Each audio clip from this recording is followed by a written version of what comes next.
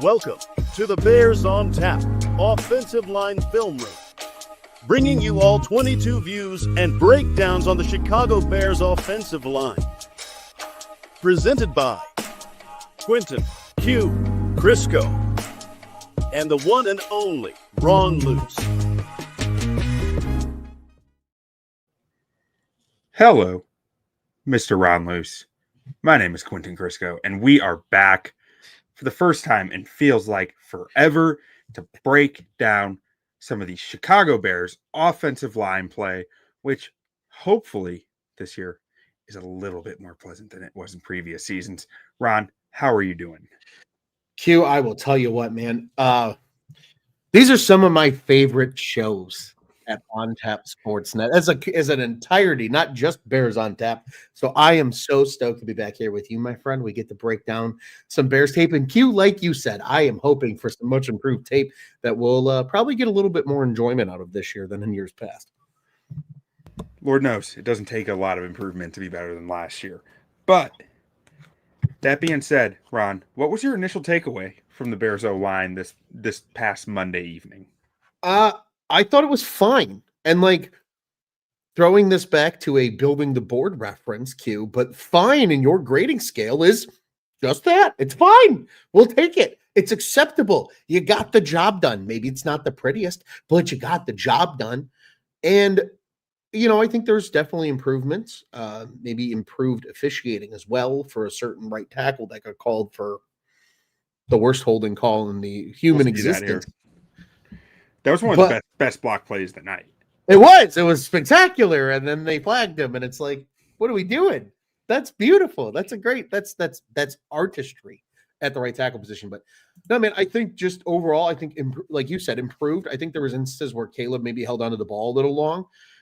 But there were certainly times that they also forced Caleb to run for his life. So it wasn't all perfect. And I think we'll get to see that here. So do you share in that sentiment, my friend, or do you have a different take? I was a little surprised at how much push Thuney specifically was allowing in pass pro. I think that's more of a testament to Javon Hargrave still being really freaking good, and none of us really knowing if he was any good still or not, because he had a hell of a night. But like outside of that, I mean, I think it was pretty ho-hum. I expected more from Jonah Jackson that we didn't really get out of him. We'll get to that, but like otherwise, I thought Darnell Wright played pretty well. Still want to see run blocking improvement, because I don't really agree with his run blocking PFF grade there.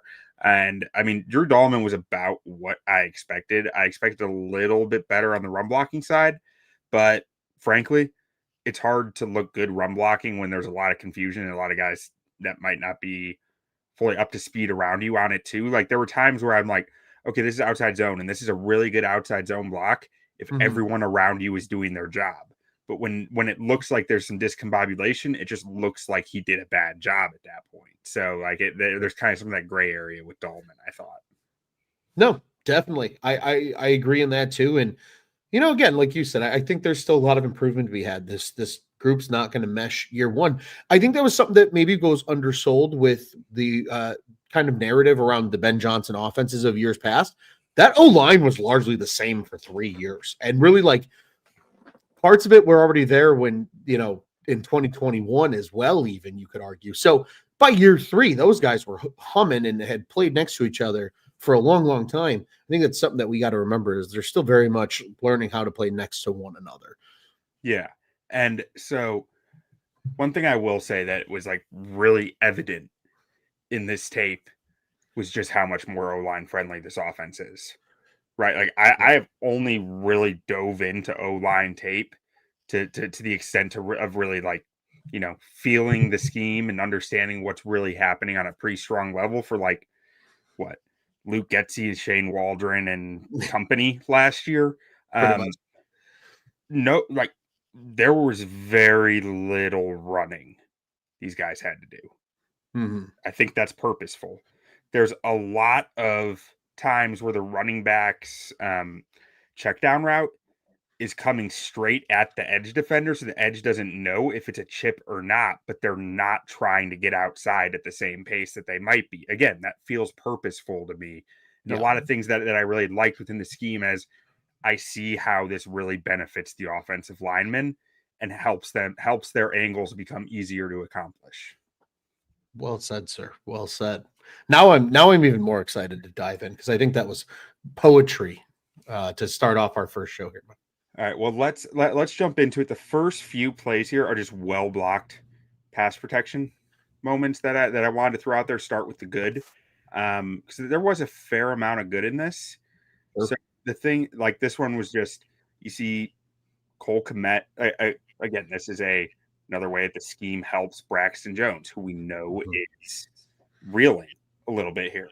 You've got, I think this is DJ Moore coming across here, kind of protecting that outside shoulder, while you also have Cole Kmet giving a chip here for getting into his route.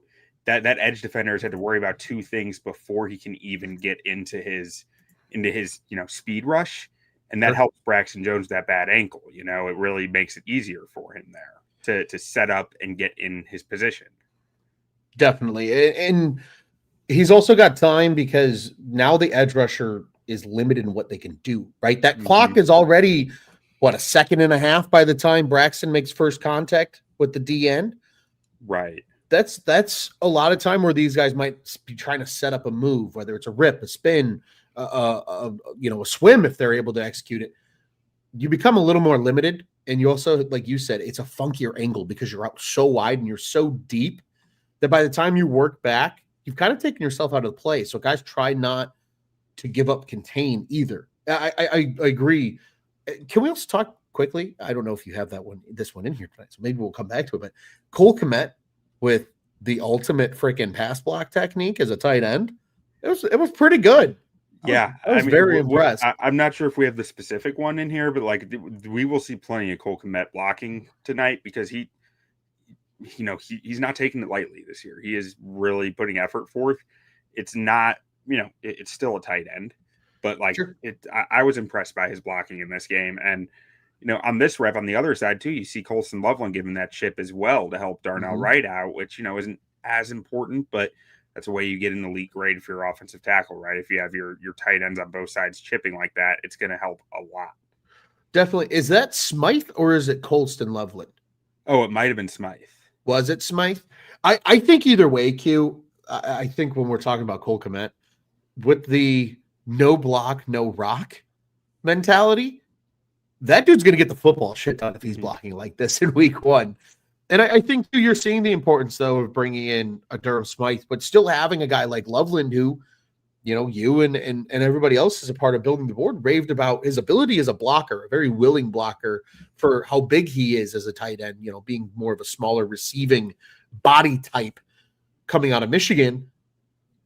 They've got a type, they've got a style, and they want to help these tackles. And I think, don't get me wrong, the tackles in Detroit, in Sewell and their left tackle's name is escaping me, Q. Taylor Decker. Taylor Decker, thank you. I knew it was Taylor something.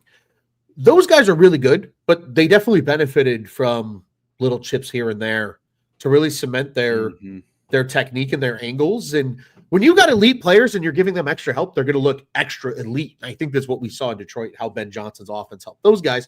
And hopefully he does the same here for Darnell Wright, but most especially Braxton Jones, as you pointed out, because of his injuries and what he's still dealing with coming out of camp. Yeah, and I want to mention Chase Griffin here talking about Jonah Jackson with the 33 PFF grade, calling him Arnay Davis. So I'm not going to sit here and try to tell you Jonah Jackson had a great game, but I am going to sit here and try to tell you he had some great reps. Right here, early in the game. Let's watch it, and you just tell me if you feel like this is a good rep or not. I think I know which one this is too. This is a really good rep. It's an outstanding rep. Because this is a really hard block, and this is something that I've seen a ton of in the research and whatnot with offensive linemen. If you're able to jump guys, and by jump technique, this is exactly what Jonah Jackson's doing here, you're going to have a really clean pocket because you can set that point rather than allowing it to collapse from the middle. This is as textbook as it gets. It's double under. The great Jeff Stoutland of the Eagles teaches that technique as well, Q. It's double under on a jump and then just control him at the line of scrimmage. And you mentioned Hargrave very clearly still has it. I think the injuries has really kind of derailed his time in San Francisco. I think was Hargrave 97 or 93? Oh, was he 93? I thought he was 97. Forget which one one of them is Jonathan Allen, the other's Hargrave. Okay. So either way, another really good D tackle that he's might 97. That's Hargrave. It is Hargrave. An outstanding game. And he negates him on this play. That's a thing of beauty from Jonah Jackson. I agree. I think Nate Davis just really never had a great rep as a Bear. At least Jackson put some good things on paper, and maybe there's just some kinks to figure out. The guy is coming back from a pretty serious injury too. I think when I watched Nate Davis, he had games where he had a lot of good reps, right? But he was never a guy who had a lot of dominant reps in any phase of the game.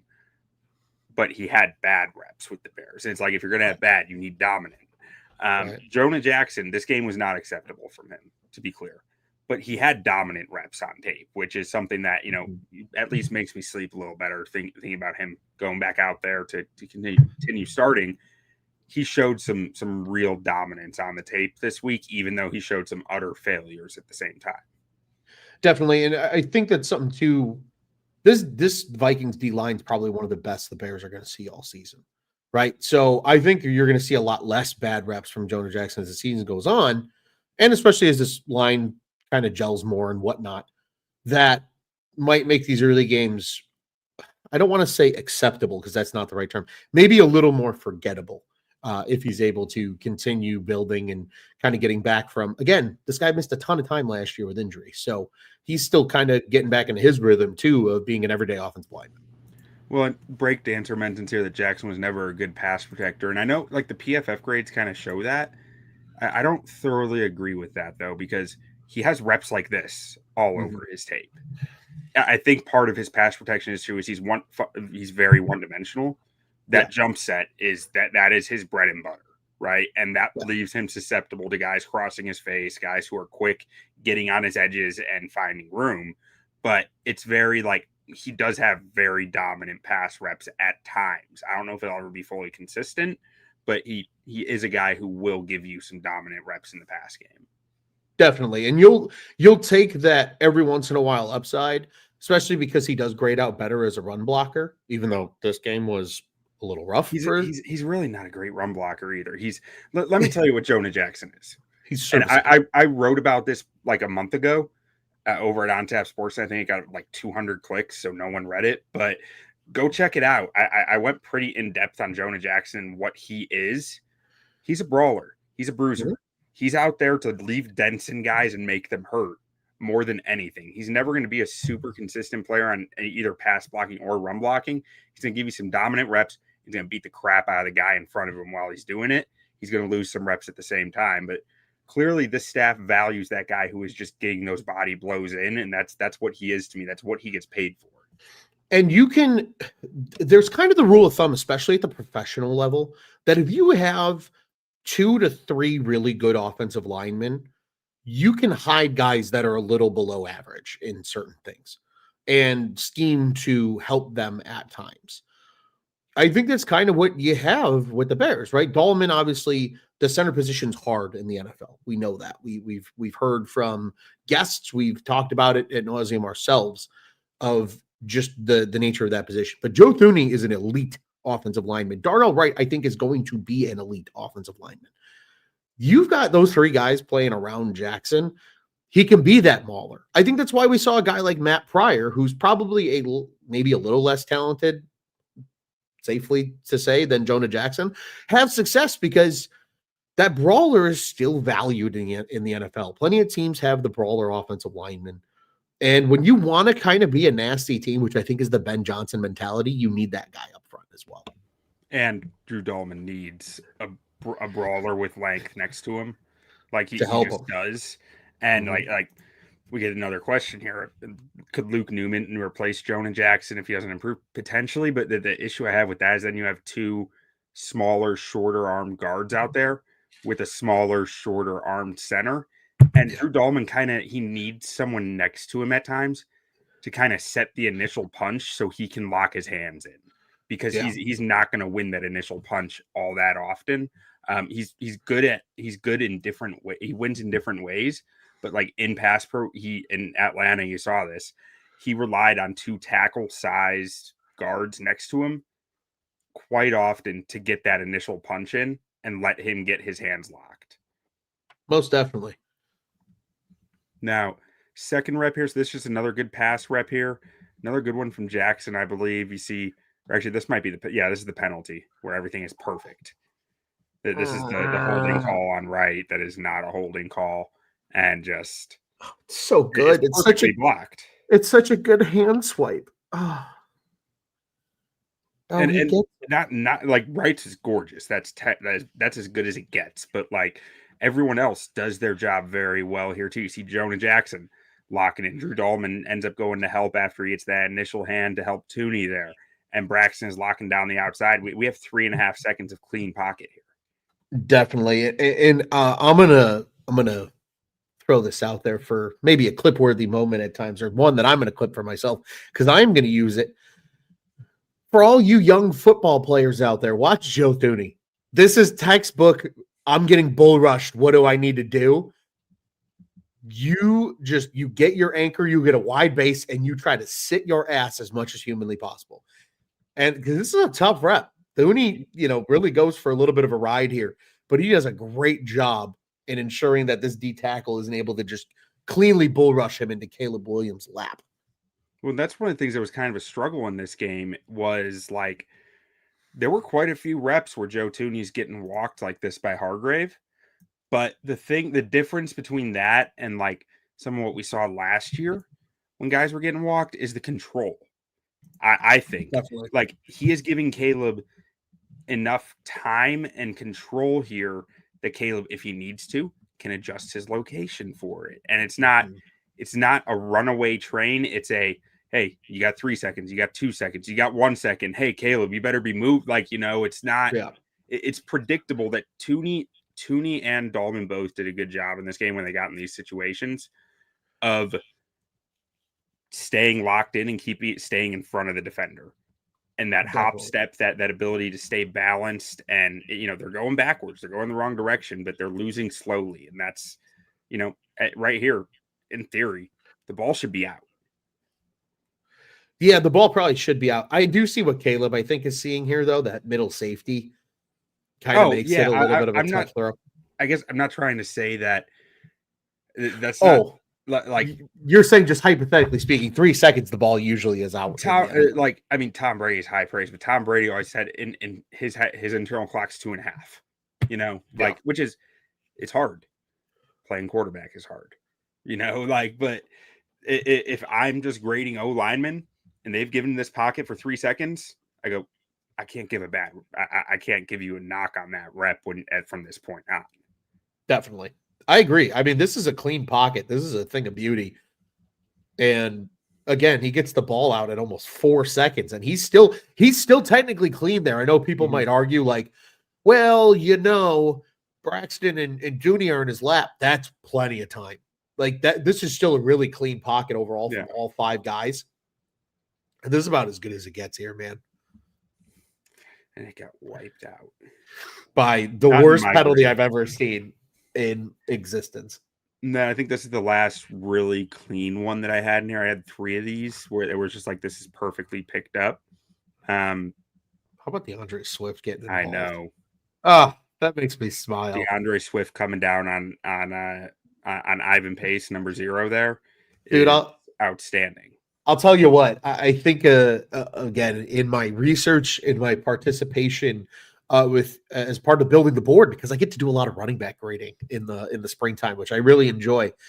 The running back blocking to me is just an extension of the O-line, so I appreciate it just as much as I do a good block from one of the big 5 up front. Then this is good. I mean, running back blocking, most of it is effort, right? Like there's some technique to it, absolutely. Like there's no denying that. Oh, we'll get to the know-how and the technique in a little bit, but there you go. But this is, from an effort standpoint, Pace is a big dude as a linebacker too. Like this is a hell of a dude to take on one-on-one, stepping up for your quarterback. Man, I love a good pass blocker up from a running back, though. It just makes my heart smile, because it's one of the more underappreciated plays in football, I think. That's just truly beautiful and what makes it such a great sport. And one thing that goes a little more unnoticed that I like to see Drew Dalman's hand right here saying, The and double stop sign. his eyes are over here, but yeah, double stop sign. He's out. He's making sure he's aware of what's happening around him and trying to get a piece of Pace to slow him down. Pace swats his arm away, but it still lets him keep that feeler out, right? He feels that Pace is diving down on him, so he can prepare his base to take that on. Yeah. I think this is a perfect example of why the double stop sign is important for linemen and how to truly use it. I think young linemen, especially, and this is a big differentiator, in my opinion, from the college level to the pros, don't understand how important the double stop sign is. And when they can, it's not about, oh, you're not gonna make the hero block. That's not what it's for. But to your point, Q, it's to know how to adjust your technique appropriately to then sit and be ready to take on as much as you humanly can. Or in this case, right, he starts to feel that looper. He kind of gets himself into a place where I'm going to make you miss and whiff so you screw up your own looper. It's almost a body contortion by Dalman here if you really look at it. Yeah, that's a great point. It's like an IQ kind of feel of like, and maybe a little nice little hold right there. But we won't tell anyone. We're for that. I was trying not to bring that up, but I really wanted to. Like, you just got to grab the shoulder a little bit every once in a while. Yeah, And then Jackson coming in and getting that body blow that we're talking about. There's the brawler, and that's what the mauler's for. One thing I did notice in this game through those, compared to the last few years, we're not seeing guys tee off as heavily. We're seeing guys be a lot more conscious of their teammates and how to stay healthy themselves and keep their teammates healthy. They're going for them, but they're being aware of timing and how to do it, which is nice to see. Yeah, and this is one too, though, that when you watch it happen, he's not teeing off on the blocker or on the defensive lineman here to like you said, really like put him on the ground. He's teeing him off just to ensure he stops his momentum from completing the stunt. Yeah. But so after that, I believe our next few reps are bad blown blocks. We have like 5 blown block reps here. So this is where analysis gets a bit more heavy as to what exactly happened on these. So we got Cole Kmet staying in the block. And really, this is Jonah. I mean, he oversets, and this is the relative positioning that you will hear the greats like Andy Heck and Jeff Stoutland talk about is positioning on the. Think about like we talk about setting the angle on pass for tackles when they kick, or you hear about in other sports, right? You got to have the proper angle. That's what this is. Especially on like play action like this, you got to seal up the gaps. You cannot allow spillage. And it's having that relative positioning of knowing, like if you're Jonah Jackson here and you watch this happen, where are you going to? I can promise you, Pace is not your guy. Yeah. Just settle and let it happen. Dalman's looking at him to make sure he's not coming right away because they know he's the backside backer. If he's going to make that play, it's got to be an all-pro play from a guy like Pace in order to make anything happen. It is about sealing what will become the fright side for the quarterback. You can't allow that spillage. He's just going out to nobody. And then he starts to overset him. Now, this is some of that timing of getting used to your quarterback and your teammates because you should have a feel for where your quarterback is. But I don't know if he mistimes how this boot is supposed to go because he almost gets too far in front and then opens up that backside A gap, or pardon me, in this case, the backside B gap for, I believe that's Cashman, right? 51? Yeah, that should be Cashman. Pre-injury Cashman to sneak through and start to apply some pressure in the backfield. Yeah, and Wright does his best to get in the way after a little assist from Cole Kmet. Actually, before we get to that, I want to talk a little Cole Kmet right here. This is good. Because I'm pretty sure, tell me if I'm wrong, Ron, I'm pretty sure this guy's trying to spike inside They're trying to get a loop.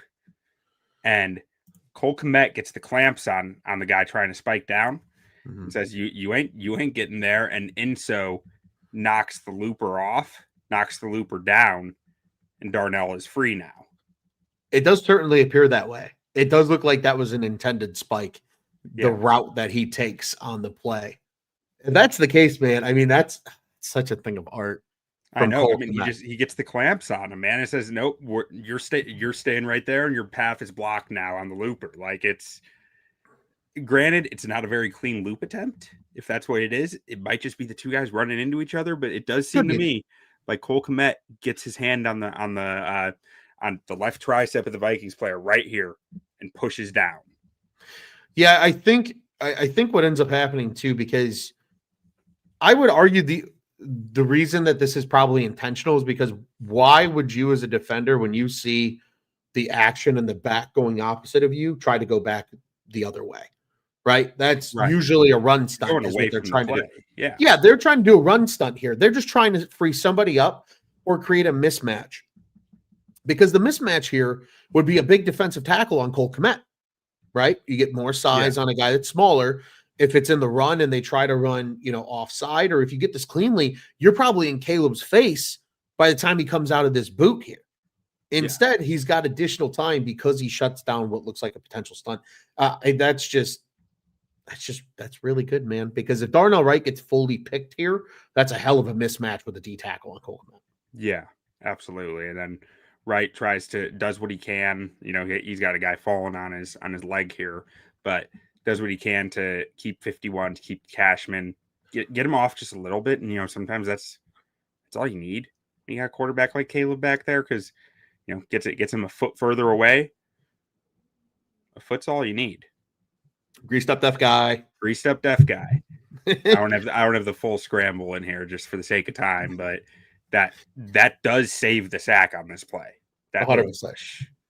Greased up deaf guy, man. I'm so happy the greased up deaf guy references are back. Okay, so this one we got looks like 5 guys coming, maybe 6. No, one's bluffing back, so 5. Actually, only 4. Yeah, both of the DNs are dropping here.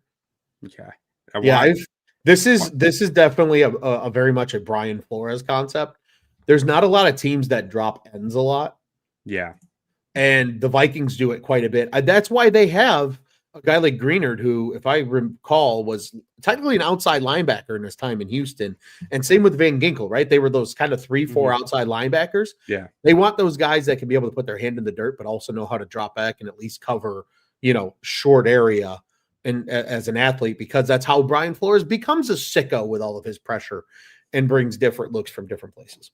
Okay, so you're going to see Dalman do the double stop sign here again, but ultimately he's going to block Cashman. You have Monungai coming down on Ivan Pace. And this is, in my opinion, one of the reasons they're eager to get Roschon Johnson back, because you see Monungai go for it all the way while Pace is trying to pick off Dalman, and it gives the looper Cashman the free run here at the quarterback because he takes Dalman with him. He's just focused on one guy, not one gap. Yeah, Monungai, the one thing he likes to pass block. Like, that's a thing. But even in the Big Ten, you don't see the sicko running a stunt with a linebacker and a D lineman type stuff you see from Brian Flores. So he overcommits to the showing linebacker, freeing this up. Again, Pace is not your average linebacker. He's one of the best blitzing linebackers in the league. But, Monungai sees, oh, that's a linebacker. That's my guy. Not, oh, they're going to run a linebacker D tackle stunt. Right. Spike loop combo. To free this up. And he just overcommits. And as you mentioned, just kind of takes Dalman with him. Yeah. Cause in theory, right, you'd see Dalman, like, essentially Dalman picks up Pace here, and then that Monungai is just waiting in the gap for Cashman, right? Mm-hmm. Yeah. And that is not what happens here, because Dalman is taken out of the play by his own guy. And that results in Caleb. I don't remember. Oh, he gets out of it. Greased up that guy. I don't remember if this is when he gets out of or not, but this was the one he tries to. Yeah, he trips over. I think the turf monster gets him here. Or actually, Braxton Jones gets him here. But yeah, man, I think I think that's something though, like with Roshan, he was already a good pass blocker, and then he comes out and has gotten better because he's worked in the NFL at it. There's times where as a pass blocker, as a running back, you have to be patient. You have to sift it out, right? And a lot of these guys could come from college aren't really asked to do that a whole lot. Some are. Travion Henderson's a great example. They're just trying to knock heads off. They're just trying to get guys because you don't see a linebacker stunting with a D tackle in college. Right. It's just not a thing. So there's learning into that for Kyle Monangai, here. Whereas like a guy who like Roshan Johnson or even Travis Homer, they've done it for a long time. They know get up there, but you see him coming inside. Hey, work with your guy, take and clean up then on the backside. So just a learning moment for a rookie running back. I just want to say the separation that Caleb creates here is hysterical. It's crazy. It's genuinely impressive. Like that's a lot of space he just created out of nowhere. Yeah. I mean, again, it just goes to show like Williams is probably sneakier than he is fast.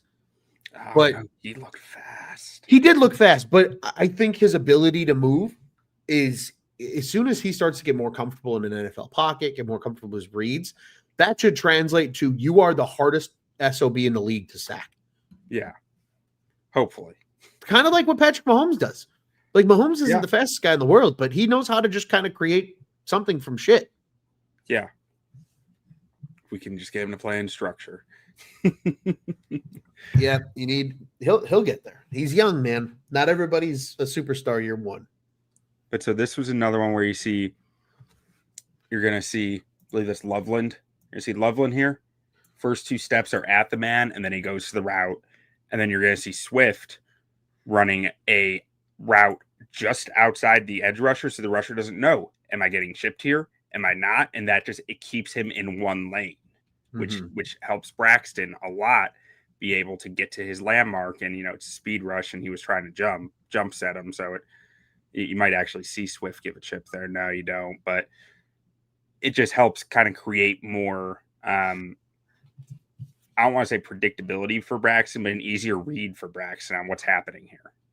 And more hesitation from the defender because they also have to process everything that's happening too, right? There's as much of a chess game mentally for the defensive player as it is for your offensive player, right?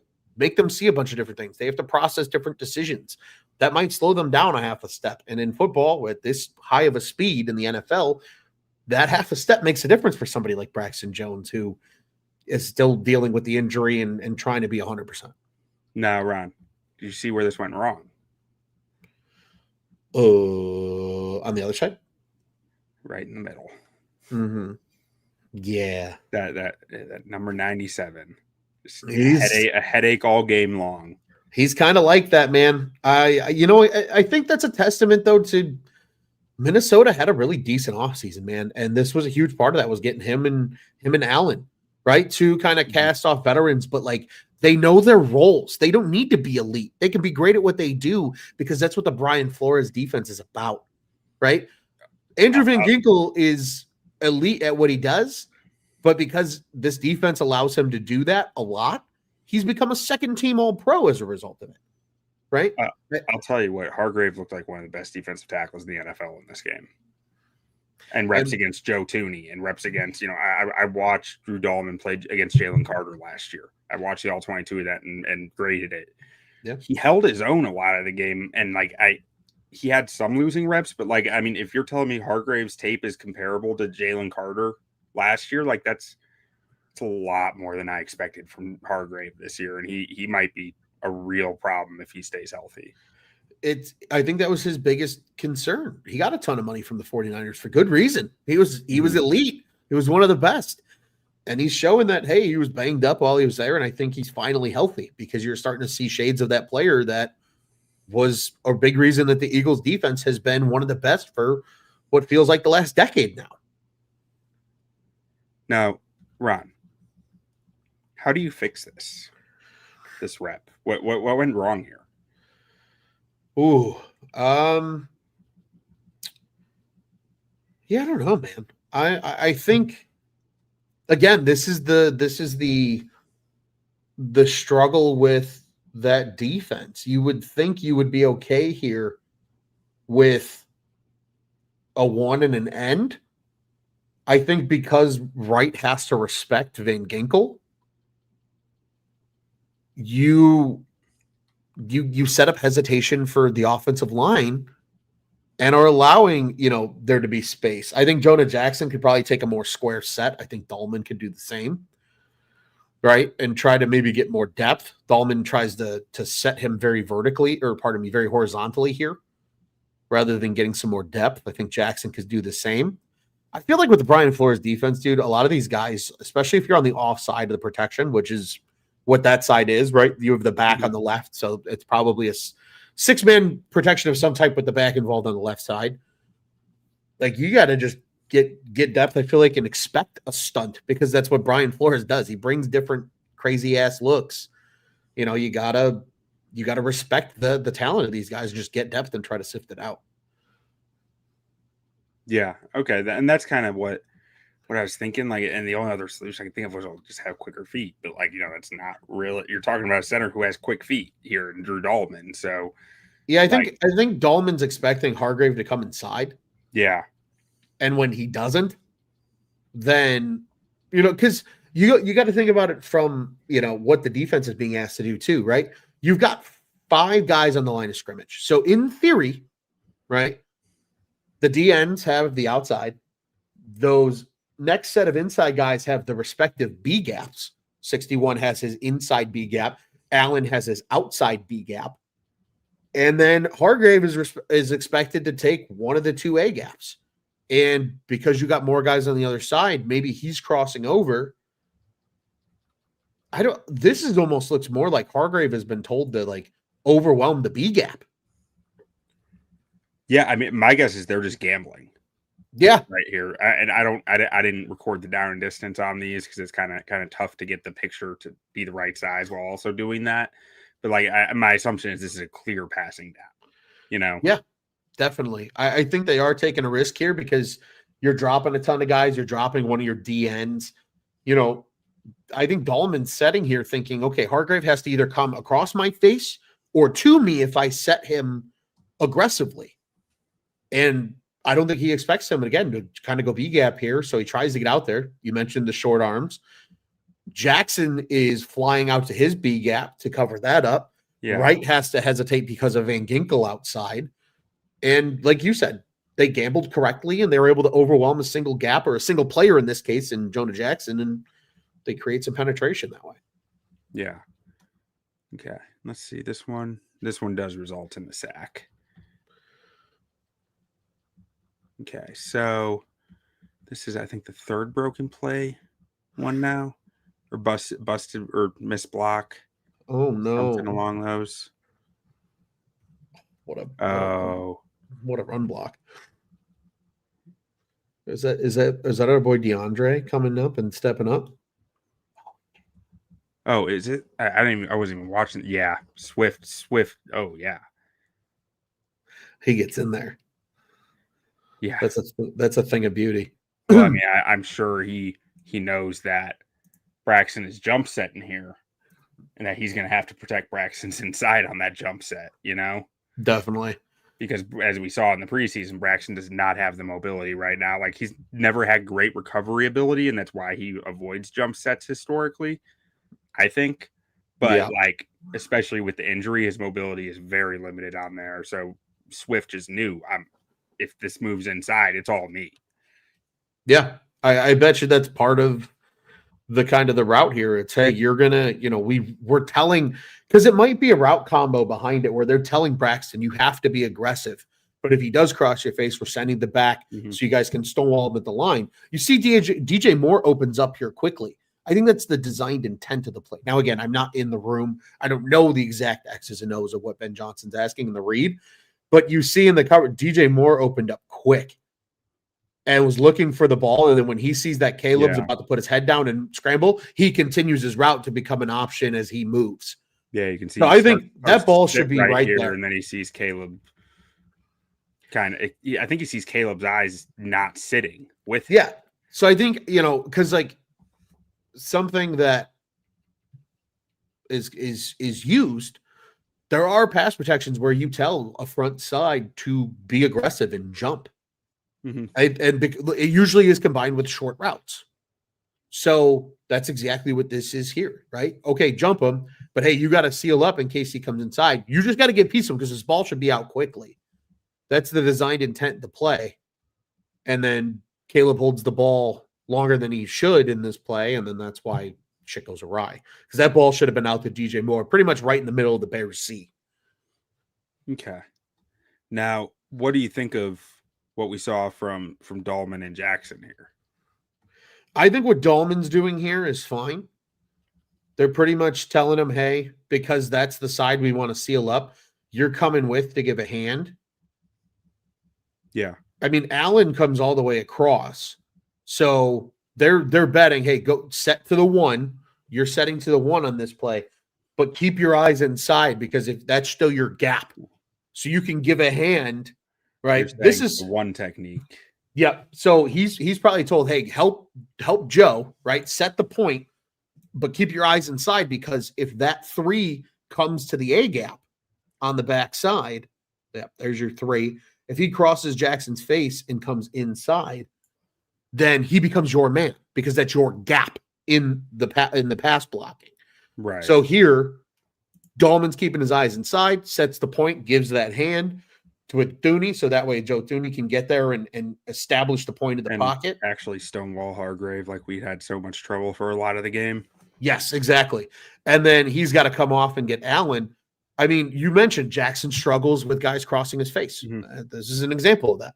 Yeah, that left side is Jackson has a soft inside shoulder. It's just he does. He doesn't move that way very well. He's also checking if Van Ginkel's coming inside as well. Yeah. Yeah, right. So, that wasn't even my initial watch of this. It wasn't even so much about his recovery ability inside. It was like, well, his eyes are just elsewhere. Yeah, he's given a hand while watching Van Ginkel because his mentality is I set either to him or if he crosses my face, I know Drew's going to be there, and then I'm making sure Van Ginkel comes. If Van Ginkel doesn't come, I'm coming back to help. I think Dalman gets off a little late. Jonathan Allen's a big dude. I think Jackson gets there a little late. Again, this is that timing of getting used to playing with one another, and they're just not able to recover and make that block because Van Ginkel stays outside, and Dalman had to stay a hair longer because Hargrave was just being such a pain in the ass all game. But, I mean, at the end of the day, I'm kind of with you. The ball's got to be out. This ball needs to be out. Because if it's aggressive pass pro, the design is just keep them at the line because this ball should be out. Yeah. All we need you to do is ensure that nobody gets a clean rush or gets their hands up. Just be aggressive, get into them. We're going to hit this thing over the middle and let our receivers be playmakers. That's what should happen here. And as Caleb goes to establish, he doesn't rip it. I almost wonder if Caleb was a moment late with ripping it, and that's why he didn't throw it, because right here it looks like he's about to pat the ball and toss it, but DJ's already starting to go again. But I wonder if he was just like a second or a quarter second late on deciding to throw, and that created hesitation for DJ at that point, which created hesitation for Caleb because DJ is no longer where he expected him to be, which is ultimately on Caleb. But it overcomplicates it more than just what you and I would say of he's got to throw it, Well, there could also be a choice built in there where, again, especially at the NFL level, it's split second decision. Yeah. It's either he's coming across the middle and you're hitting him because he finds that soft window in the zone, which is right there. But I think in this case, what DJ Moore sees, he sees either he's got to hit me now, or if he doesn't hit me because it's a part of my route choice, I can keep this going across the next linebacker's face and trying to get out into the flat and then become open again, right? It's about finding windows. So he finds a window. That window starts to disintegrate because pace reacts. And so he feels he's got to keep going now. Which, again, he's clearing to the next window. He is clearing to the next there. Right. And as our friend Bobby Peters posts on Twitter all the time, there are a lot of option routes out of the slot and the interior route concepts for receivers in this scheme. The scheme is going to get you to eat out of the slot receiver spot in those option routes. That's why Amon-Ra St. Brown ate in that offense, right? I mean, that's why, that's why you've seen those type of guys be able to succeed and that's why slot, like, even there's, in the McVay offenses too, the slot is like that as well, right? There's a lot of opportunity to eat over the middle. Okay. Greased up deaf guy. Let's get to this next one here. So this one is one of the most talked about ones on Twitter right now on the internet. Oh, wait, actually, we had Uncle Dial up in the comments saying don't watch Komet on this one. So now I have to know what Komet did because I don't actually grade Komet, so I don't watch his every snap and I might miss it. So I got to find out what it was. Which we've praised Komet a few times already, so I'm not going to knock him too much if he messes one up. But where's he at though? Yeah, I don't know. Was he even in the scheme? Oh, I see him. Yeah, he's right there. Oh, his route? Yeah, that's fine. Whatever. Because he gets hit? I'm guessing he falls down. No? Okay, maybe that was from a previous one then. Maybe. I'm not going back to find it. So we got a lot more to get through. Yeah. They are bringing what, 6, 5? Bringing 5 with a crazy delay on the drops here, which frankly the Bears were ready to take advantage of. But I mean, yeah, this is tough because in a situation like this, so I've seen this in a lot of my research of the Brian Flores defense. This is that 7-up look. In this case, it's an 8-up look, right? Yes. It's an 8-up look. You're not drawing on the right screen. Oh. Q. I hear you drawing over there. Thank you. Yeah. So I mean, this is the way that I'm seeing it as how they, I think, tried to draw this up. I don't know if. Oh wait, no, I messed that up. Undo. Dalman's trying to reach this. I guess what is that? 3-tech out there. Yeah. And then you have Swift protecting the A gap with Thuney on 5-5 and Braxton on 6-1, and I probably Komet here. So 58's a free runner if he's free. If that guy doesn't come, maybe he can grab 58 if he can. But like it's also just questionable always with that. Yeah, can you quickly run it just so we can see where Swift goes? Yeah, I just want to kind of see where his eyeballs are because like he's looking left to start. Mm-hmm.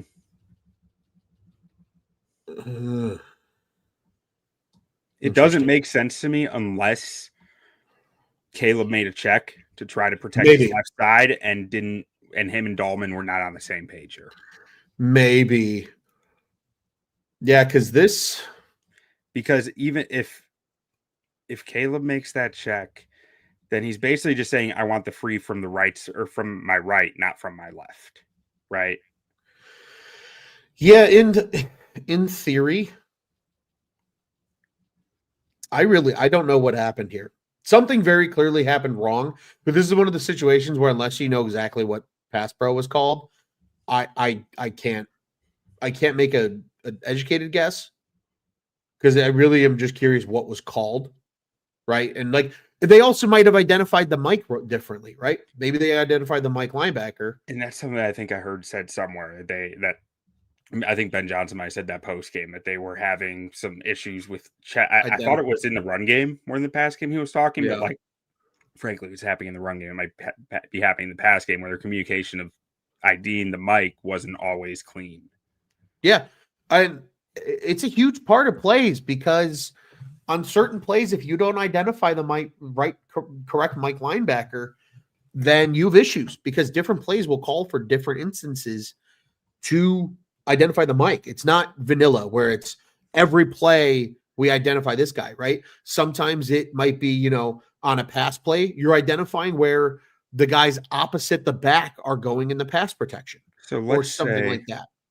Let's say identified Ivan Pace is the mic. So you have Dalman going to him. Then you got Thuney here. You got Braxton here. And apparently they're thinking Swift to 44, and Kmet because Kmet's taking the big while Swift is taking the linebacker, right? Like that. Yeah. That I see how that makes sense. Then you have Jackson going here. Yep. And Braxton going there. So if Ivan Pace is your Mike, 26 is your free runner, is the way that I'm understanding it. But yeah. No, and I think you understand it correctly, Q, because think about this. Defenses are typically all based on gap responsibility. That's just traditional defense. And if you look at this, you say, well, Ivan Pace has your A gap to the left side of the center in this instance from our vantage point. 55 has the opposite A gap. 61 is the B gap. 44 is the outside C gap. And then outside of your tight end is Greenard. Same thing going the rest of the way. Outside of the guard is the guardsman, that in that B gap, C gap. 26 is outside. Always take the most inside rusher. That's rules or responsibility for the offense line. They have a quicker path to the quarterback. So I think that is exactly how it's identified here. But if you think about this, Thuney jump sets because he's locked on 55. They send two guys to the opposite A gap. It's gambling. This is the Brian Flores sicko shit that you hear about in Persona. That's two guys going to the same gap, technically. Mm-hmm. They are calculating that they are guessing the pro correctly, that maybe, just maybe, Pace gets a free rush. And sure as shit, he does, because of how they call the protection here. This is what makes Brian Flores an absolute sicko as a defensive coordinator, because he goes against everything that's taught about defensive football. Breaks the rules. He does. He's a rule breaker, but that's why it's awesome, because it doesn't make sense. It's gambling. It is calculated gambling. And you know me, I love watching big 300-pounders dropping coverage. It's hilarious, but it's based on creating chaos immediately. Yeah, that's exactly they're saying we're going to make you think we're bringing the house. We're going to take away your hot route. Yep, and we're just if you get the pass off to something downfield, good for you. Yeah, you just beat us. You flat out beat us. Otherwise, we're going to get in your face, right? But that safety makes a hell of a play to almost break DJ's arm right here. Yeah. I mean, that's crazy that ball gets there on a dime. I know we talked a lot of shit about Caleb. That's a hell of a rip. Throws. Yeah, that's a hell of a rip from Caleb. I don't know. I'm in between, because like my first thought was this was a hospital ball, but then it really wasn't. Right here, I'm looking at like this doesn't. I think it's just a hell like that safety's coming with some extreme velocity. It's a hell of a play from the safety. Yeah, he's not supposed to be there. Yeah. That's just an all-world play from the safety.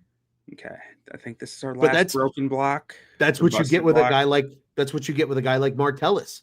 That's the thing about the Flores defense. They got guys that do all those roles so well that's what makes it so dangerous. Martellus is such a weapon as like a hybrid linebacker safety. Yeah. He's got the speed to get there and bridge that gap.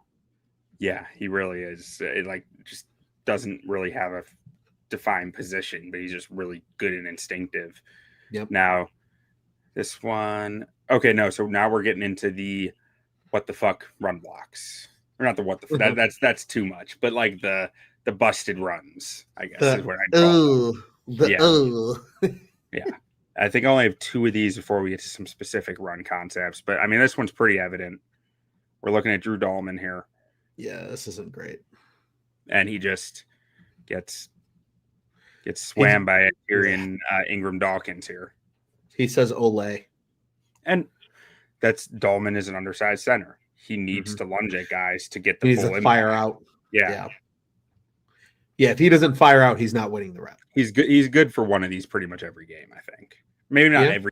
That might be a little much, but every few games, you're going to get one of these from Drew Dalman, from a defender who's just anticipating it. Yeah, good job by Durham Smythe to come and try and get anything. Yeah. Yeah, no, absolutely. So the way that, and this is what, so I struggled with this one because what is the concept here, Ron?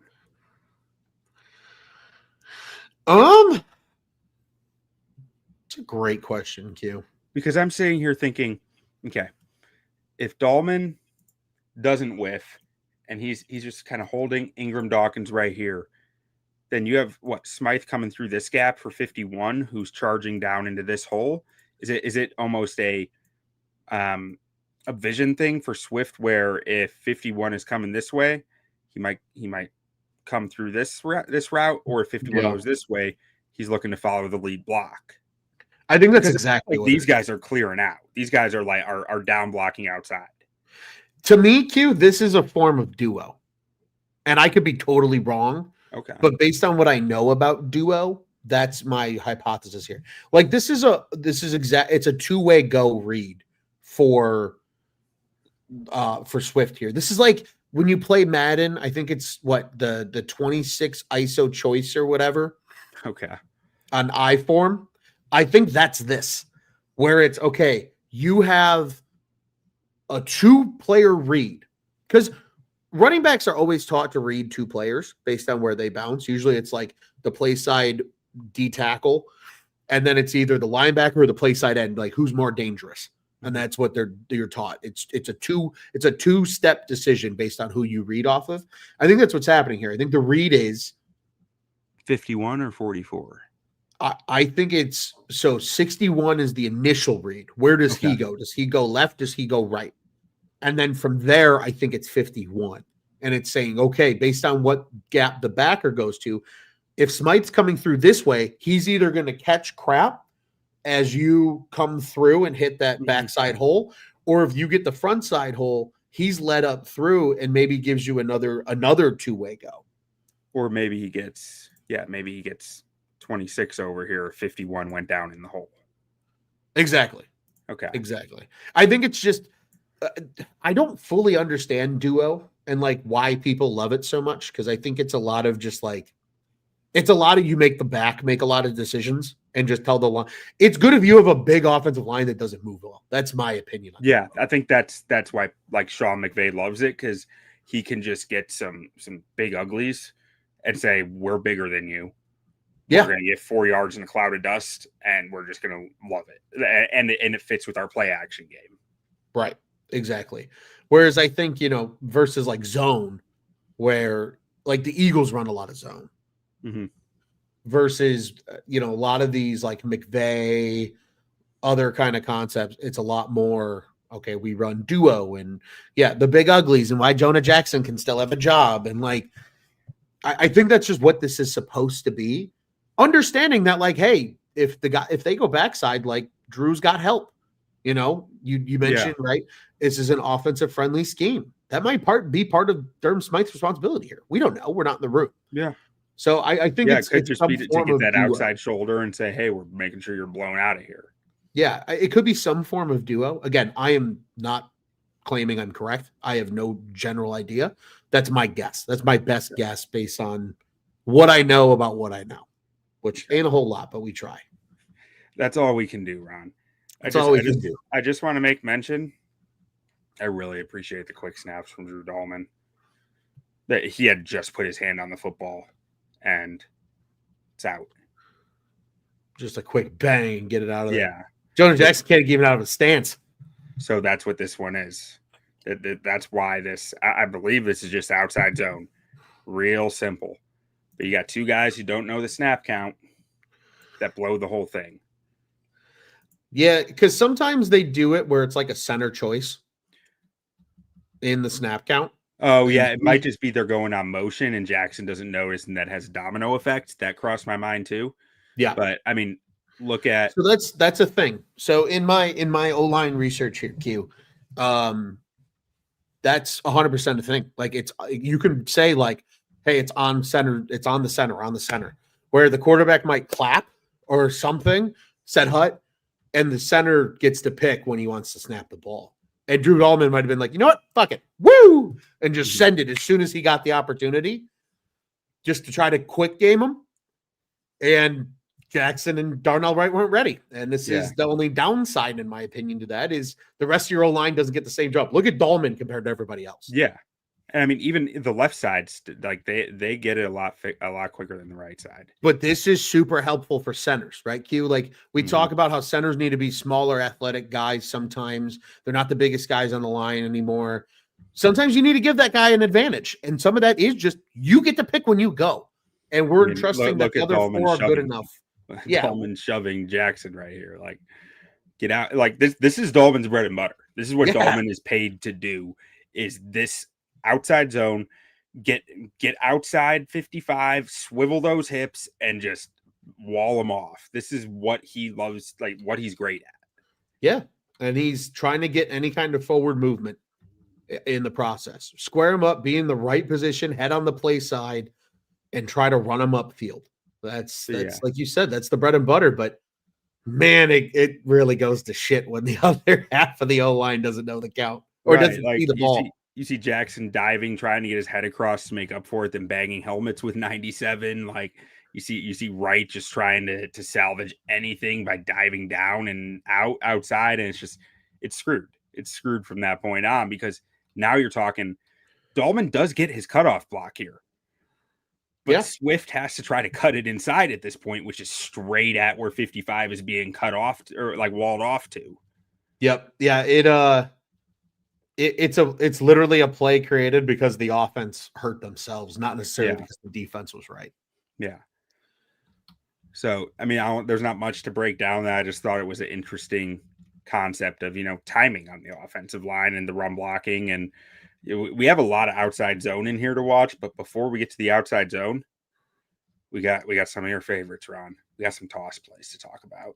Oh yeah, baby, let's go. Now, you hate toss, right? I like, so I have an instance though, because I knew this one was coming.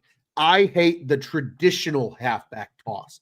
I think the traditional halfback toss is a stupid fucking play, because your running back is not able to get any forward motion. He's just trying to get outside and then cut up field. And defensive players are too athletic nowadays for that to work. This I like, though, because you're giving the back the ball deeper in the backfield. He has more time to make an adjustment of what hole he wants to run through. So I actually like the inside the tackles pitch. It's almost kind of the quick pitch, like the quick pitch inside. You almost spin it. It's almost like a rugby pitch. That's kind of what these inside pitches remind me of. It's like a little rugby pitch. You kind of spin it to your back, and he's got more time because he's further behind the line to make a decision. And it gives pullers and things like that time to open up, where it almost turns it into zone. If you really think about it, it almost turns it into like an outside zone of sorts, because it's like you're setting him up on an immediate cutback instead of him having to create the cutback. Okay. And I was having a hard time diagnosing what these were. I was like, I know it's a toss. Seems like they're kind of counter in ways. Seems like I wouldn't call it crack toss necessarily. No, it's not really crack tight toss ends going across, but I would almost argue that this is using the receiver and tight end in kind of a counter sense. Like it's like a toss counter in a lot of ways, because you're setting up double teams. And that's what a lot of like duo blocking is. It's double teams. This is just two double teams. Move the nose tackles, right? Move your defensive tackles and work up to those backers. We got the ends far enough outside where backside gets taken care of because he's not going to make the play, right? As we see Theo Benedette as the jumbo tight end. He's just got to get a piece of him and keep him out there. And then Braxton seals, and then you've got Rome coming through. He's just trying to chip that outside guy because this is supposed to be a quick hitter. And then Cole Kmet is turning up and through. This is an instance where you got to block if you want the rock, Rome Odunze, and that's what I was about to say. Block. This is not the effort you're looking for. No, you're looking at least for a stalemate. All he's got to do is be in front of him and just take up space. And then Cole Kmet's coming through for whoever shows. And that's what they're trying to do. I'm not totally sold that Odunze even really gets him. He might get a piece, and I don't even know if that's probably being generous. It looks like Van Ginkel gets Odunze more than Odunze gets Van Ginkel. Let's put it that way. 1,000%. I agree with that wholeheartedly. And that blows this whole thing up. That's what makes Van Ginkel a pain in the ass. Because otherwise, I guess you had Ivan Pace anyway. Oh, this was a question I had for you on this one, actually. Watching Dalman and Thuney. It looks like to me Thuney is trying to climb, but I don't understand if Thuney is climbing and walling off. That doesn't really match the hole that I'm seeing here. So I'm not sure why that would be the theory, because I don't know why you're running inside Braxton so low with the way stuff is right now for him. And two, I mean, it just seems to me like the more clear strategy is to get Dalman to be the climber here up to 0 to really wall off that lane and open things up there right there. Yes, you are correct, Q. In more ways than one. If this is a better double team, I think they get to 0 to pace a lot in a more simple fashion. An elite double team would allow you then to head replace and in this case Dalman to get off on pace. It's also an instance where this is another thing with communication and offensive linemen. You got to play next to each other long enough to truly be confident in the guy next to you to say, hey, I'm climbing. I got him. I go. Whatever it is, I think Thuney tries to leave a little early here because they're also trying to work straight up the field, right? Again, it's probably a two-way go. The two-way go is right off that big pile of shit in the middle of the field. There's your two-way go as DeAndre Swift gets there. It's either through Pace's hole if they're able to get a piece of him up the field, or it's following Komet. It's one of the two. And because Javon Hargrave is a pain in the ass, as you noted earlier, Q, the double team's kind of shit. Yeah. And as a result, they're not able to get to pace. Down to like Thuney and Dalman aren't going to be overpowering a lot of guys, but like, I mean, as a double team, they can move people, and Hargrave looks so good in this game. He does. This is just a really good play by Hargrave to sink. You see him kind of, use that back leg as his pillar leg. All he's trying to do in that instance is just take up space and fuck up that double team. Because if he screws up the double team, he knows his backers and his safeties are able to make plays. Well, Ron, based on this, who I'm not prop betting the over on for receiving yards this week? Roma Dunze. I don't think he's going to get the opportunity. Like, I think there's going to be a point made of you're not hitting your blocks, you're not getting the rock. I'm hammering Cole Kmet because that boy was blocking and he deserves some rocking, if you know what I mean. Yeah. All right, so we have a whole bunch of tosses in here, none of which succeeded very much. I mean, much of the run game didn't really succeed. So outside zone, they get better every time they run it, seemingly. See, I love to hear that. But see, I love the these outside toss plays. It was like something different went wrong over and over and over. This one, Komet. Honestly, Komet here is, in my opinion, fine. Honestly, I think Braxton Jones needs to have a better block here. He needs to get his helmet on the other side. He's got his helmet on the play side, and he takes him more up the middle. I think DeAndre Swift doesn't have to make the stutter step. Every run play is not designed to hit for a touchdown. Sometimes you are just designed to try and get 4 and 5 yards. And I think this is exactly that type of play. I think if they're able to cover this up, he's covered off beautifully for the safety. I think if Braxton has a better block here, this is a 10 to 15 yard run that if Swift hits it at the right angle is maybe a touchdown. Yeah. And I jumped to a conclusion there because I couldn't remember who I put this on. I don't have notes on it. I just saw, okay, it was the outside. It's either Komet or Braxton. I took a gamble, but I think it's Braxton's coming down the line, and you see the Vikings player get his helmet to the play side. Yeah, get inside. And gets through. And he creates just enough of a hesitation where Swift just has to put his head down and barrel into the pile instead of being able to try and cut back to grass, which is what he initially had. I thought Cole Komet was fine here. I think I agree. I think if Braxton gets up the field, Komet's guy isn't even able to make the play. And if he is making the play, he's making it 15 yards downfield. And do you think so? Swift right here, he's on the outside track and he kind of alters inside. Do you think that's more than anything to get the safety moving towards the blockers? It could be.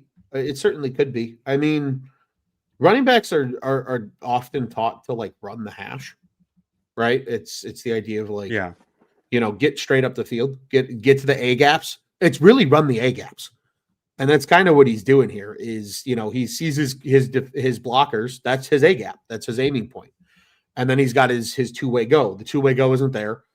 He sees grass, but then he sees white jerseys in that grass. And then he kind of hits that stutter. And again, I think this is where a lot of people say, like, this is maybe one of the things where Swift isn't always the greatest. I think his best bet is just to continue on that outside track or almost aim toward Thuney, whereas he kind of, he hesitates and then he just puts his head down. Yeah. So, Okay. but I think he's doing what he's told to do, and that's aim for that A gap on the play side and run that route, run the hash in theory, and so that's why he kind of angles it back. Now, again, you could argue maybe a guy with maybe more elite vision maybe sees that start opening up on the backside and just immediately goes to tries to hit that hole and see what he can get. But I think again, if Braxton has a better block here, I think DeAndre can make that adjustment and try to get more outside. Line of scrimmage is right on. Was that like the 45? 35? I think it's a 35. 35, yeah. Watch Rome. Watching Rome. Wait, 33-yard line-ish is where he's at. Yeah. So Rome's in that like little, I don't even know what to call it. Not an orbit motion, but he comes up and around Caleb here. Yeah, that's kind of cool. I've never seen that before, but I kind of like. This is the same exact concept as the last play, right? With Rome getting this kick out block, but receivers are asked to block, man, more than ever in football. In my watch opinion. them with and looking back for the ball. I think there's a world where that is. I don't know what, because it is a pitch. I don't think there's an RPO attached to this because Caleb's not able to read anything. Yeah, no. So I'm with you. I don't think it's a RPO. I think it's setting it up though. I think it's setting it up. I think it's set like because this. I think all he's horizontal like, and the reason I asked line of scrimmage, everyone's within 2 yards right here. Yeah, I gets further out than 2 yards, but everyone else is within 2 yards. This is going to be. I think they're setting this up for Rome to get big yards on this play eventually. Yeah, I do think there's a world where they just tell Rome, hey, you're coming in motion because we want to be able to set you up on this later, but you got to just at least chip that guy. Yeah. You got to get a piece. Yeah. Got to get a piece because at least now he's not getting a piece. Yeah, because I mean, even if he gets a little more there, I mean, that guy's not coming to make the play if Swift hits it quick, right? Again, it kills the cutback lane though. It does, but I don't think this play is intended to have a huge cutback lane. I think the design is open up and just run up the field and try and get anywhere between 6 and 10 yards, right? Well, I mean, I don't know. I'm thinking you're bringing a lead blocker right there in Loveland, right? Right. It could have been a two-way go. Like I think the same play as the last one. That's just. I mean, I think they're just opening up that two-way. Yeah, I think that's exactly what it is. You're giving options, and it depends how it shakes out because that's some of. What this is, it feels like kind of setting up, right? Okay, who's going to have angles? Give yourself 2 ways to go. Because, I mean, you look, Loveland's running up the field. Yeah, he's looking for the home run block down there. It's just interesting. That it is. But that play probably ain't happening this week. No. Rome's going to have to prove he can block it up first. Yeah. Okay, let's see what went wrong with this one. Now, see, this feels like a true halfback toss, and this is the dumbest play in football. You can't convince me otherwise. So why is it so dumb, Ron? I think defenses are too athletic nowadays to really think you're going to just like 100% get the outside. You know what I mean? I think it's naive. I know you're trying to give. I think the way that Ben Johnson runs it, it's the idea of we're trying to get to the outside, but we're trying to set up cutback lanes, right? Because you watch here, I see a huge cutback lane off of Joe Thuney's booty, right? Yeah. But again, you need really good blocks from your tight ends. You need Cole Kmet to not, really get effectively stalemated at the line of scrimmage, right? You're expecting him to get some kind of movement up the field. You're hoping maybe DeAndre Swift sees that cutback lane, right? Again, it's not always on the line. I mean, everybody here's got to make the right play at the right time. Well, and I mean, not to pick on someone. Pick on him. But I'm picking on him a little. Rome Odunze. he doesn't get enough of a chip on the guy to help Loveland actually seal anything. Yeah. And you know who he's pushing himself off of Van Ginkel more than pushing Van Ginkel there. You know who and that's because Swift can get outside Kmet here. That's fine. What's killing it is that Loveland can't seal that guy. He's letting Van Ginkel set the edge right here, and then it's like, okay, well, he has to cut back inside now. And I can't in good faith ask Loveland as a rookie tight end who's a little, thin. Yeah. To be able to turn an edge rusher like that, I need the receiver to help get him on that inside. Yeah, you're 100% correct. I think that's a great point, Q. And again, I think we saw how successful Amon-Ra was in that role of being able to be kind of that extra blocker as a receiver. Yeah. That's why he ate in the pass game, because he was often around the line of scrimmage, working over the middle in the slot. If they clearly want Rome to be that guy. Yeah. Because of how often he's asked to block. Yeah, that's exactly my thought here. They are setting Rome up in these tight formations to eat as long as he can get the blocking done. And he hasn't shown an ability to get the blocking done through this much of the tape review. And I think this is where football is more and more heading to, where these receivers are going to be dependent on even more in the run game, because teams have to get creative now with how good defenses are and, how elite these athletes are playing on the defensive side of the football to try and get to the edge here and there. And this is an example of that. But then they, Ben Johnson rewards those guys, right? Hey, buddy, let me tell you, I'm going to find ways to get you. Oh, I slipped off of you. What a terrible block. Oh, I'm wide open 20 yards down the field. Give me the football, right? It's all setting up off one another. Again, it's a huge chess match. Like, I think once people understand that football is a chess match, I think people enjoy it more, genuinely. Ron, we're going to make some money on this. When we find the game that Romo Dunze starts cracking the hell out of guys, we are going to hammer his over on receiving yards, and we are going to go make some money. You're damn right. You are damn right. I'm hammering Cole Kmet this week, man. Yeah. So Rome gets in there this time.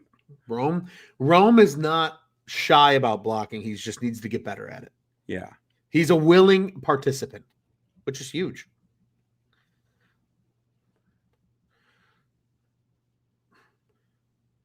So we see this is a nice one from Jonah Jackson too. I gotta say, it's a huge. He just puts his guy on skates right here. I think his head ends up on the wrong side, but he still moves him. No, he recovers it well enough. He recovers it well. Hey, I'll tell you what though, that's a hard block for Odunze, man. Yeah. Cashman's a real MFer, and that's a huge collision, man. So what happened with Darnell Wright here? I think he got beat across the face because he goes two outside and then knocks him inside. Bad angle of pursuit, Q. Yeah. Even the pros make mistakes, man. Even the pros make mistakes. Yeah, I mean, that position, that is not the position you are coached to get into right there. Hell no. No. I can promise you that. And that's really, I think, what blows this up. Like, I mean, I guess not, but, like, it doesn't help. Thuney kind of getting shut off on that hole, too. I think that's Hargrave working Thuney a little there, but because you see Dalman, I think Dalman gets enough of Hargrave here to that I'm good with that pass off to get up to the second level. Yeah. And Thuney trying to close it off and just can't quite actually wall it off, gets put back in the hole. That's big. That's big contact. And again, this is also a huge testament to this Vikings defense because they're just like that. I'm really impressed with Hargrave. I mean, I don't want this to be a Vikings defensive tackle episode, but like I just did not think Hargrave had this juice in him anymore. I didn't think Hargrave was this good in San Francisco or Philly. Like this guy looks like a game wrecker. I think this is also the instance, Q, because it's the Brian Flores defense. I firmly believe the key to it is every guy on that defense needs to commit to their role. Mm-hmm. And they got to just tell Hargrave, you just got to be that guy. You just got to give the other team fits. You don't got to make every play. Just give the other team fits. And you're going to eat, and we'll pay you a shit ton of money to do it.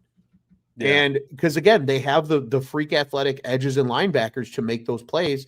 Then you factor in Martellus as kind of that hybrid safety. You're kind of playing with a front 8 at all times because Martellus is accurate. Like you could see him even here in this play in the top left-hand corner. He's starting to commit down on the run from his safety position. And then they're rolling to kind of like a cover 3 look almost with that free side safety. So you're playing 8 in the box. The whole objective of that D line is just create problems, and the athletes behind you will get there. That's the entire purpose of that defense, and they do it well. They got guys that hit all those roles incredibly well. So I'm just going to keep picking on a guy because Rome, someone needs to educate him on what it means to set the edge and prevent a guy from setting the edge, because he's doing nothing here. He's just wasting time at this point.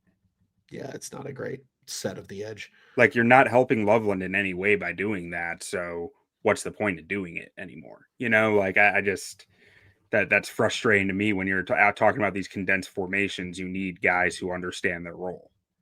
100%. And I think, again, Ben Johnson asks his receivers more than anybody in the game to block. But it shows, though, right? Like when you can add that extra blocker, it makes it easier for your offensive line. They are able to get into better positions, and you get more of those big plays and those big hitters because they set up the way you expect them to. Yeah, right? There's higher probability that the line is going to be in the right position for a big play potential. Yeah, and that didn't actually impact this play at all because Jonah Jackson just gets whopped here. Like clockwork right now. I give Jonah Jackson praise, and then I have to take it away the next rep. But I mean, he gets walked back into the backfield here, head on the. I think, or I'm not sure about his head. Let's see. Before I speak, I should make sure I have it right. Wrong side. Yeah, wrong side. Gets bench pressed back by Jonathan Allen, and like this play's dead on arrival at that point. Is that Allen or is that our boy Hargrave again? Oh no, that's 97. Yeah, that's Hargrave again. My bad. That's. Like I said, the dude had a game. Dude's everywhere. Yeah, Allen's on the backside. Line of scrimmage is right on the solid line there, whatever yard line this is. By the time Swift gets the ball, Jackson's 2-3 yards behind it. Yeah. Hard to run the football like that. Frankly, like I was expecting to see more decisions from Swift coming into this that I was like, this is rough. And I didn't feel that way walking away from it. The O-line just has a lot of communication to work out here. Most definitely. And so what is this, just outside zone? Looks like it. Yeah. Yeah, so we get to I think I have maybe 4 outside zone examples here they run.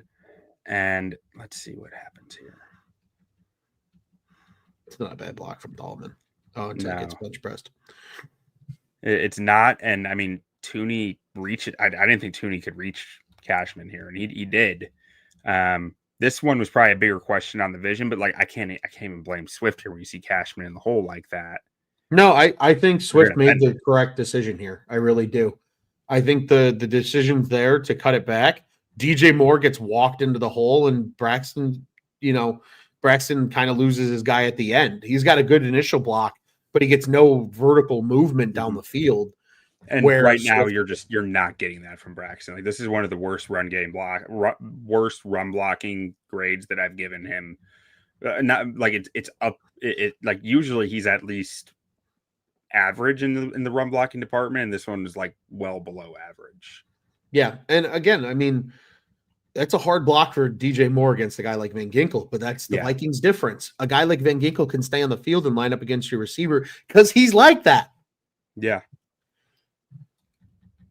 Yeah.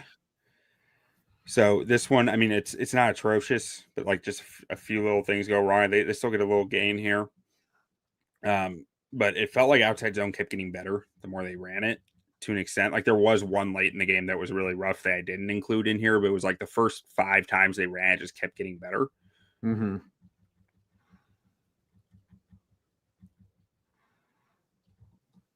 So like this one, I think they got 5 yards on, which, like you said earlier, not every run's going to be a home run. This one, it's a fine run. Q, the rule of thumb is 4 yards is a good football play. Right. I mean, that's a tough block from Komet when you got the guy diving inside at the snap like that. Looks Yeah, like that is a tough he block. came up to the line of scrimmage late too. And he's the guy who ultimately makes the play here. Like, you'd like to see Komet get his head on the other side, but like I think it's a fine effort from Komet here. I'm not sitting here, MFing Komet over that one. No, that's just a really good play by the defense. The defense is going to beat you, and I think that's a perfect example of it. I think this is actually pretty well blocked overall, if we're being completely honest. I don't hate this play. I think it's blocked relatively fine. Braxton gets out there, he at least gets a stalemate. I don't like seeing him get pushed back like that, Yeah. but That's we know just what his you're getting with limitations right Braxton now. Right now. Yeah, I mean, you get somebody that looks like Jackson was tumbling. Darnell Wright goes for a tumble then too, but Thuney and Dalman, I think, set a good initial wall, and it's unfortunate that Komet's guy he shoots that gap, perfect timing, able to get through, ultimately make the play. But I mean, even then, even if he's not making the play, you get maybe 2 more yards, 3 more yards, Yeah. but that's still a really good football play. You'll take 6, 7, 8 yards on a run. Ultimately, I mean, I'm feeling like outside zone is going to be this team's bread and butter in the run game because like Thuney and Dalman, they really do well with it.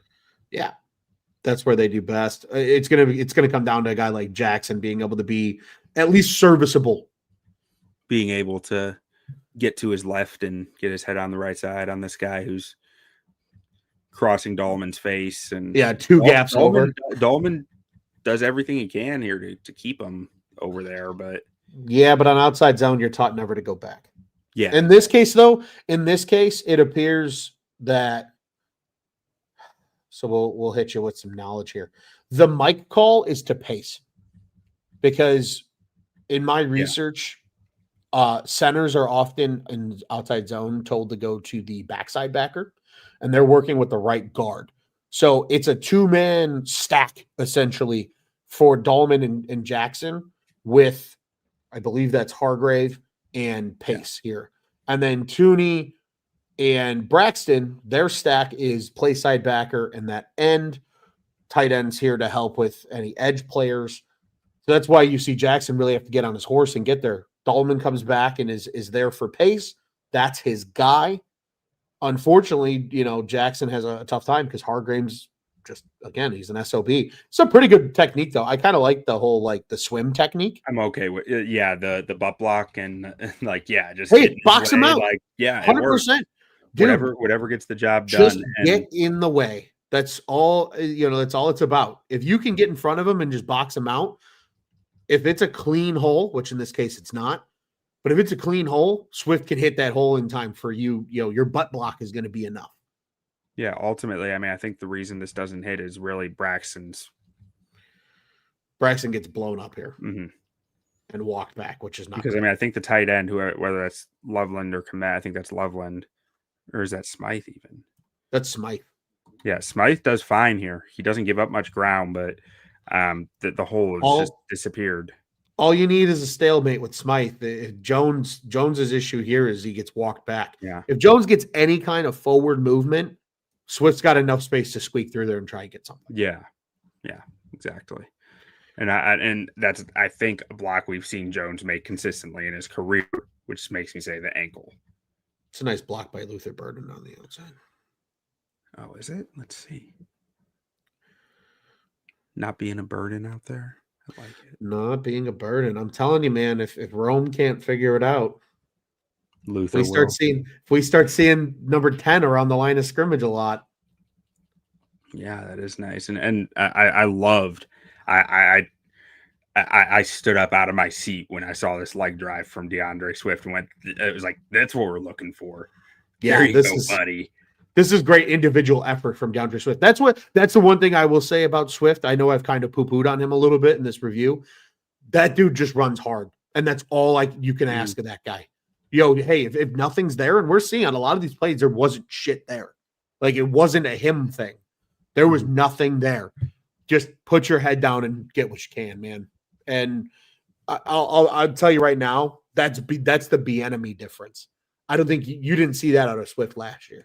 No, I mean, he's bulked up this year. You can tell he's heavier this year, which I think he was too light last year coming in. Yeah, and I think that's also just Bieniemy really preaching to these guys. You fight, you tooth and nail claw to get those extra yards. Yeah.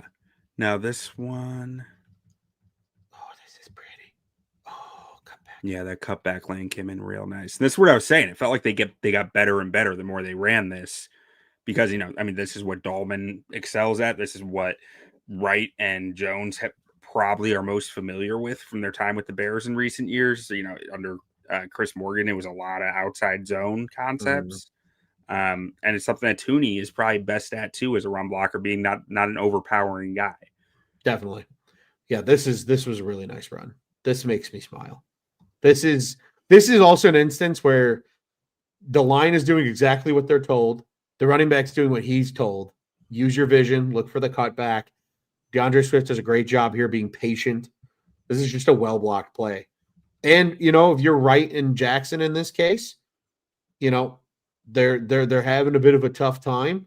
But that if you can't get in front of him and drive him upfield, take him out the club. Yeah, I mean, I'm exactly even looking at this. I think Wright cleaned up on this one eventually. Yeah, I mean, he kind of gets stonewalled initially, but that's great technique. That's the throw him out the club, baby. See that backside hand come through. Now he's got leverage on the other side, and he's just on his hip to find that rushing lane. Like that's exactly what you want to see. And I think Rome got MF by someone on the sideline. Looking at him on this one, because there's a difference here. Good. Let's see. Right here. Sometimes you need a good MF, man. You gotta play the most we've seen him get a Van Ginkel on any of these. Yeah, and he's in there. He's committed. He gets a hell of a push and then up to the next level. Yeah, I think he got an earful. Yeah, DeAndre. Yeah, that's a pretty play. That one made me smile. That's a good one. Oh, that's really nice patience from Swift. Yeah. And then said, "Sit down, little boy." Yeah, another one with some really nice leg drive here. The want to is got louder from Swift towards the end of the game. That it did. I mean, this is the instance of sometimes a pile of shit works. The left side of the line here with Benedette. Is this inside zone or is this duo? This looks like inside zone. Okay. Yeah, this looks. I'm sorry, I meant outside zone, but it's probably outside based on based on Swift's angle. This is outside. Yeah, because duo doesn't. You don't take horizontal steps in duo. Hell no. No. Everything's to either double team or down in duo.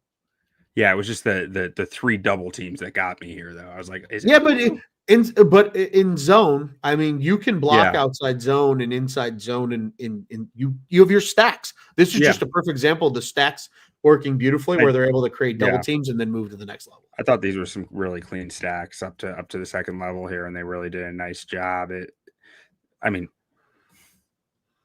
Viking safeties just play this beautifully. That's Martellus. He's like that. He's a weapon. Van Ginkel coming off the backside, cleaning up too. Yeah, again, Van Ginkel's just. I mean, this is the instance. Van Ginkel? No, usually on outside zone, nobody's supposed to get him unless Rome. Is that just like? Do you think that risk of a hold to even try to get Rome in there? Yeah, especially because he gets off the football, Rome Odunze. I think he was checking to make sure he was on the line, is what it looked like, because you see his head turn. Yeah. And he doesn't see Van Ginkel kick inside. My bet is he's told to chip Van Ginkel, at least get a piece of him, because Van Ginkel comes clean. You see him take that horizontal step. Based on and Rome's reaction here. I think there was supposed to be something there, but I think he's just supposed to try and get in front of Van Ginkel even just a little bit. He's meant to help seal that up. And you have a freak athlete like Van Ginkel. His body language towards the end of the play too says something. Yeah. Of like, shit, I'm about to get yelled at again. Yup.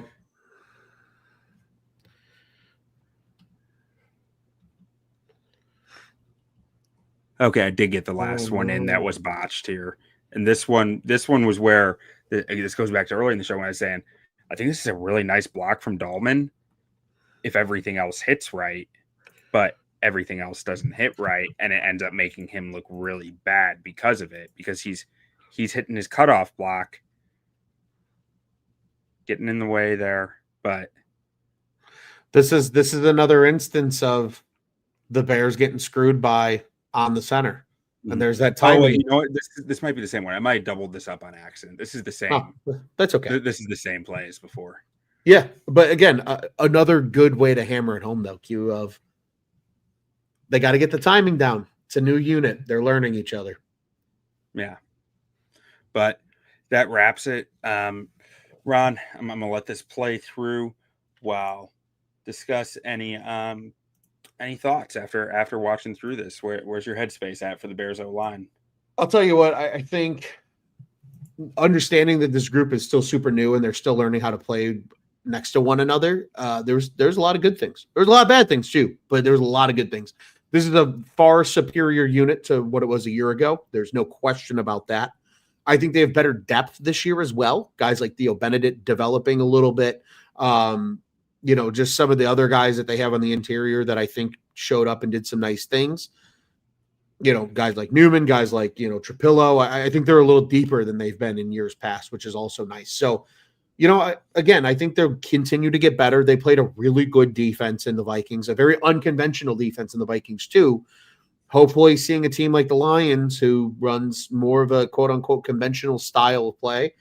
Maybe we'll see this Bears offense surprise us a little bit. Maybe the line will have a better game and we can chew it up and enjoy it next week after a good old noon kickoff this Sunday.